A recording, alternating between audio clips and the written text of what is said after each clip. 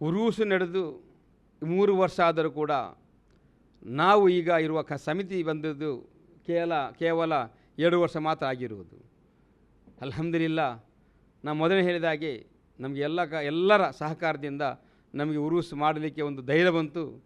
ಅದೇ ರೀತಿ ಆ ವ್ಯವಸ್ಥೆಗೆ, ಉರೂಸಿನ ವ್ಯವಸ್ಥೆಗೆ ಒಂದು ಕುತುಬುಜ್ಜಮಾನ ಸೈಯದ್ ಮುಹಮ್ಮದ್ ಶರೀಫುಲ್ ಮದನಿ ತಂಗಲ್ರವರ ಕರಾಮತ್ತಿನಿಂದ ಕುರಿಗಳು, ಆಡುಗಳು, ಅದೇ ರೀತಿ ಇನ್ನಿತರ ಸಾಮಗ್ರಿಗಳು ಬರ್ತಾ ಇದೆ. ಅದರ ಒಟ್ಟಿಗೆ ಅವರ ಕೃಪೆಯಿಂದ ಈ ನಾಡಿನ ಉಮರ ನಾಯಕರು ಕೂಡ ನಮಗೆ ಭರವಸೆಯನ್ನು ಕೊಟ್ಟಿದ್ದಾರೆ.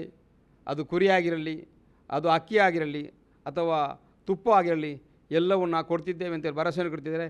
ಇನ್ಶಾ ಅಲ್ಲಾಹ್ ಅದು ಎಲ್ಲವೂ ಕೂಡ ಬರಲಿದೆ. ಕೊರತೆ ಬರಲಿಕ್ಕಿಲ್ಲ ಅಂತ, ಯಾವುದೇ ರೀತಿಯ ಕೊರತೆ ಬರಲಿಕ್ಕೆ ಸಾಧ್ಯನೇ ಇಲ್ಲ.